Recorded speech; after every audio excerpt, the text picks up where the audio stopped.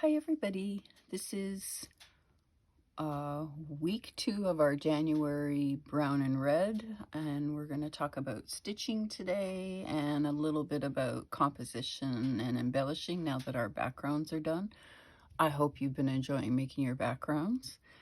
Before we get going, two things. I hope it's bright enough. It's snowing outside and it's actually going to be a good day for me to do some hand stitching, so I thought I'd start this video now, and I hope it's bright enough because it is snowing outside. I think it is. I think the camera looks okay. And another thing, if you're new to hand stitching and decorative stitching and embellishing, I have some files that you can request for free from my Victoriana quilt design website. In the library, there's a whole bunch of pages that are great for beginners, all kinds of different things. And one of them is called Techniques. And on the technique page, it's split up into, I think it's 5 sections: machine piecing, hand sewing, finishing your quilt, etc. They're all free, and it makes actually a little how-to book if you get all the files and print them. And 3 I wanted to point out to you, you can request all of them if you like, but these 3 will be really helpful in the hand sewing section. There's my stitches page, which takes you through some of the basic blind stitch, tack stitch, and a stitch that actually has 3 names: a running stitch, a quilting stitch, and a basting stitch, and all those are different by how long the stitch is. So anyways, how to do them. Then I have I think it's 6 pages, decorative stitches, and they're the basics that are embroidery stitches, like the blanket stitch. There's a dozen of them. I think, no, there's more than a dozen. There's 14 of them. And then I also include a page that has shows you how to combine some of them into more decorative stitching using those basic stitches. That's there. I highly recommend it. And then I also have one called Embellishments, and it's just how to stitch different and use different embellishing things like ribbons and lace and doilies, and how to use them in your crazy quilting or hand stitching or in this. So feel free to request them and use them if that's going to be helpful to you. All right, here's my background. You like? I like. It's all basted down. I've not started stitching anything. Mostly most of them will need very little stitching. I might do some blind stitching on some of them. It just depends what I'm planning to put on top, etc. So, which is why I'm going to start playing now and figure this out now. I have to confess that between finishing this and now, I've mentioned this in the last video, I like to keep my block close, and every time I walk by it, I look and I think about it, and I see glaring things that I hate, and then I can remove those. It just keeps it on my mind. And I did play a little between then and now, so I know a little bit more of what I want to do. So I had this container of trims and things, and I poked through it and I pulled out some of my things I know I want to use for this. So try and keep that on. There. Okay, so here's my tree. It's going to be about there. Now I'm not going to attach the tree for a while, but I need to know where it's to be. And then for here, I told you I had something, an idea in mind. I think I'm going to use that little polka dotted fabric to make little cute mushrooms. So, and then those will be the base of the mushrooms. So I like that idea. So here I'm going to have little brown polka dotty mushrooms. And I also decided that I want to repeat this, but I had a piece like this. Now if I put it along the side, the hearts would get lost and they would be sideways, so I didn't want to do that. And I also didn't want to put it down here, just a little too balanced for me. So what I decided to do instead, after looking at it, is if I make a diamond out of one heart, it'll make a cute motif to put on top. And I think, and I played this a little bit, I think it's going to go here. And yes, it's dark brown on the bottom, so underneath it, so to make it stand out more, I think I'm going to tack some little red rickrack underneath. But this is later, this isn't now, but it's good for me to know. So that's that. And I also wanted to repeat this fabric here, and I had another little strip, and you couldn't tell now, but it was actually pressed. And I think I'm going to cover this edge over here with it. So later, when it's trimmed and I'm ready, I will be putting that. Let's pin that for now.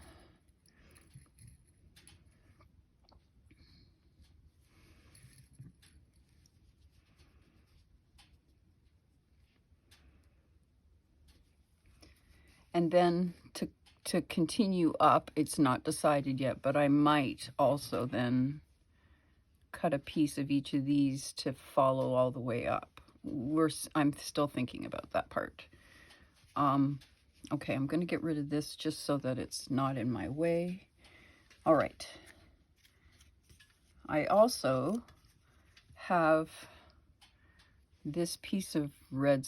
A lot of what I'm using are just the tiniest bits of scraps that I've saved that I've just loved. Like, I love this tiny, tiny polka dotted brown fabric.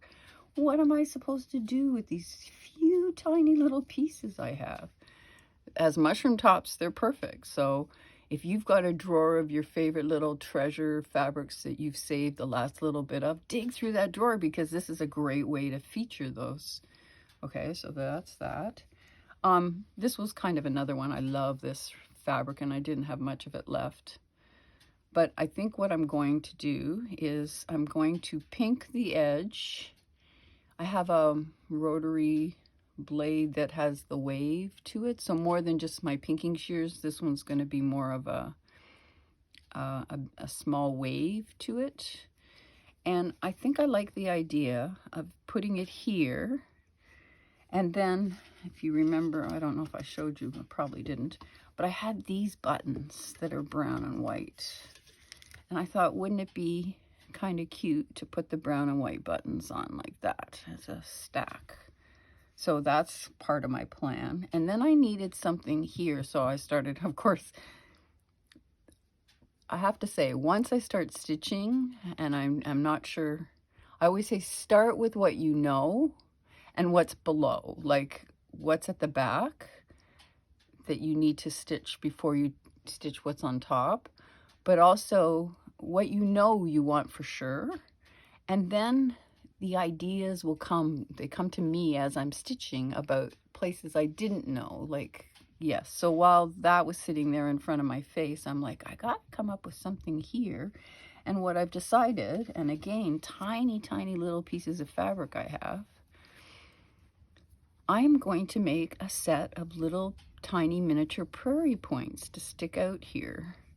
I've made a paper version of it, and I'm going to make one in each fabric and have that. So I'm really glad I've decided that before I stitch this seam down, because I now get to take that basting out and tuck the prairie points underneath. And if you want to, just for fun, this is the size of the prairie points I'm probably using. Again, nothing's ever in stone until I do it. They're 1 3/4 square, and then you fold it in half, point to point, and then you fold it again, point to point, and it makes a little triangle that has folded edges so that you don't need to stitch these seams. You only need to stitch this long section, and then because of the opening, you get to put the next purry point slightly inside and then have them tucked in beside each other as they come down. So that's my plan for those up here. Now, some more of my trims and things. I found this in my stuff, this old wrinkly piece of grosgrain, but I love that it's wrinkly and it's been with me for a very long time. So I think I'm gonna let it wrinkly across this red section here. And then I have some red beads, and then I'll tack it down with some red beads as I go. So I like that idea. And what else did I have? Oh yes, along this seam here, I'm going to put this piece of trim all the way across, and this little skinny brown lace. And what that's going to do is, actually that should come down a smidge. What that's going to do is it's going to not let red and red touch, which helps. We'll keep this visually itself. And it also is a nice way to finish that seam, I think, too. So again, just stitching this down will be enough to keep that seam done, so I don't need to work on that seam. I'm not going to touch this seam until I have my prairie points ready, and that won't be till a sunny time where I can press. But now I know not to stitch that down. I can get this ready, but I won't need to do it yet because I still want to stitch. I know I now need to stitch this down and here and here. So I'm going to use decorative stitches and embroidery floss, and perhaps do a feather stitch on one and a blanket stitch on another, and that is to be determined probably the minute I start. Anyways, I also have this red and white trim that I thought would be fun to use. Where's the end of it? Oh, here. And I think I'm going to stitch it down here. And again, that will be my way of stitching that seam down and that seam down, and it will allow me to tuck that under there before I actually stitch that one. So that's a plan. And I might stitch it down with, say, little tiny brown French knots across, just to bring the two colors back into it again. And then for my edges, I still don't know everything, but I mostly know some things. I have this old package of bias, single folded bias it's called. It's way too plain for my liking, but I thought if I put it across the top as the top edge, then I can decorative stitch on top of it in red and maybe white, and then that'll again bring in the two colors. So that's my plan for the very top. And for the bottom, I have this trim, which is like a whirly trim, and I thought that would look cute down there, like so. And I will probably blend with my pink and green one. All four sides were blanket stitch of some sort, whether it showed or not. That was my way of finishing the edge. So that, I think, and I liked how that turned out, so I think I will continue to do that for most of my blocks. That's a blanket stitch there. And you can vary the length and width, and it doesn't all have to look exactly the same. So I think I'm going to put that down there and do a bit of like a blanket stitch to hold it down. And then this was actually the first thing that I pulled out. It's this, I have them in a bunch of different colors. In my bits and bobs, I used it to make little flowers. anyways, I have it in brown too. It's in here in brown. There. But I decided that I like the red one. I should also, just to show you how my mind thinks and how I play, just to give yourself permission to play. I also have this trim, but the reason I'm choosing not to use it is it's a little, this is very outdoorsy and to me not shiny, and this is shiny. I also had a piece of velvet pulled out, and again, this was a little too hoity-toity for my brown and red block. That'll go on a different, I know, a different, we're gonna play, hint, we're gonna play with red again this year, and this will probably go on that block. So this, yeah, I chose not to use this one because it's too sort of shiny, and that's why I like the red crochet. Now, when I first started this one, I was like, where do I go? Do I want to go over here? And what I ended up deciding is it goes really well. Let me get this bias out of the way and this out of the way. It really goes well right here as an edge for this side. So that's my plan, is that'll be, I'll blanket stitch it down and then blind stitch the points down. As I do some of the stitching, I will probably come back on camera to show you, but right now I'm just showing you kind of my composition. And, oh yes, and then I have one more thing that I know or I'm pretty sure I want to do.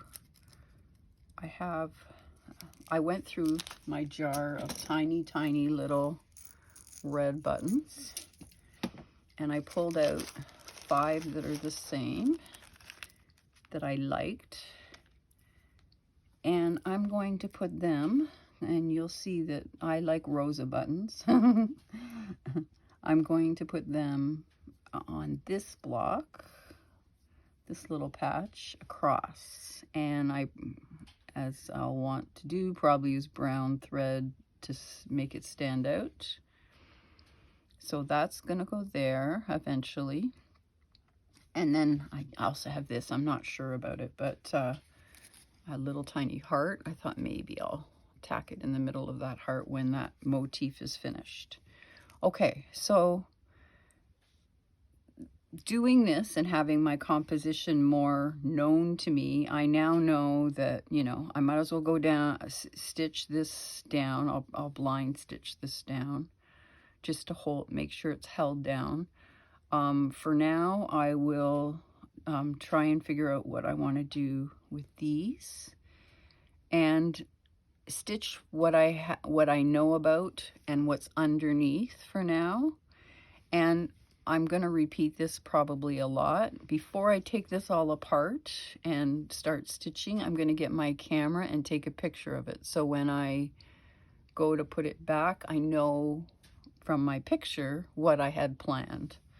And that makes it a lot easier too. So because sure enough, you're going to forget, or I always forget. So that's what I've got to start. And when I have something to show you stitchy wise, I'll show again.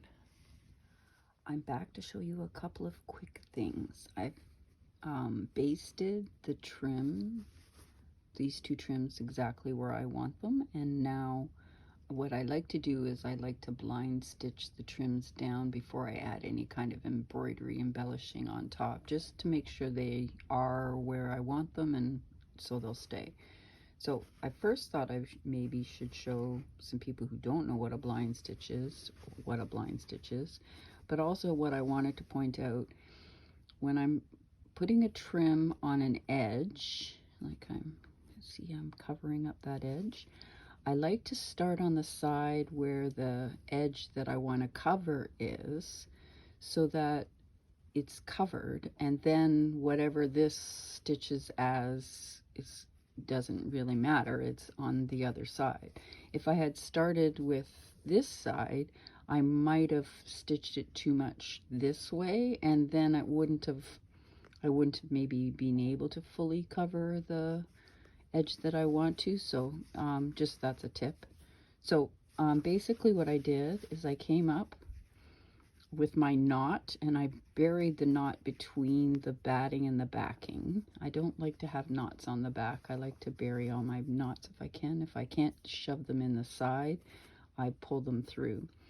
And then, so I came up here, but I'm going to show you here. So you come up, and for a blind stitch, sorry, I just knocked the camera. Give me a sec. There. For a blind stitch, you go back down across from where you came up on the, sorry, I'm having trouble seeing, on the backing. So I'm going down in this fabric here, and then I go over maybe 1/16 of an inch, I don't do 1/8 of an inch, I'll say 1/16 of an inch, and come up on the edge of the trim again, and then pull it through, and then do the same. So now I'm going to go back into this fabric and across, and then pull it through. And the reason it's called a blind stitch is by doing that, you're basically only have a tiny little stitch perpendicular to the edge of the trim or the side of the fabric, and it hardly shows, especially, of course, if you have to choose a fabric, or sorry, a thread in the color of the patch on top or the trim on top. That's how you do that. Okay. I've completed the stitching I'm going to do for this week, and I thought I'd conclude my video. So I blind stitched all of these, and some of them I'm going to still embellish and embroider, but because I'm not ready to do that yet, and because you really just want the background to be one solid piece, it's good to take the time to do that anyways. So I've completed the lace here. What I did on this loopy side, scallopy side, is I did one blind stitch at the top, one in the lower part of the scallop, and then the top, the lower. That's how I did it. I did this zigzaggy back stitch here, and I haven't done this yet because as I mentioned before, I'm gonna pull out some of those basting stitches and tuck in the mini prairie points when I have a chance at the iron to make those happen. Okay, that's it. But I also thought I'd show you about taking the basting stitches out. You can see in the why do I keep calling that ribbon and trim? It's lace. There's still the back stitch underneath. Before I stitch the lace on top, this is a tip, I clipped the knot so that I can pull out that back stitching or that basting stitch really easily from the back. And I just thought I'd show you. I left it so that I could show you. So I just use I have a nice tiny little seam ripper. You could also use a nice large dull darning, not darning, Chanel needle. Yes, okay. So you just literally pull it back out, like so. And sometimes I can even grab the knot and just give it a good pull, and that does it. But okay, see on the back side, I cut the knot, so now I can just also remove it there, this way.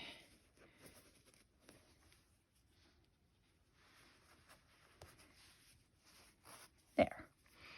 Now, what I'm also going to do before I start the next part, and I'll come to the video, is I'm going to turn it over and lay it on a terry cloth towel that I have on my pressing surface. And I use the terry cloth whenever I press applique, because you want to keep the dimension of the applique working. You don't want to flatten it out. So that's the same thing here. I've got some dimension happening. So I'll lay it down on the terry cloth towel. I give it a light press, not any kind of big steamy thing.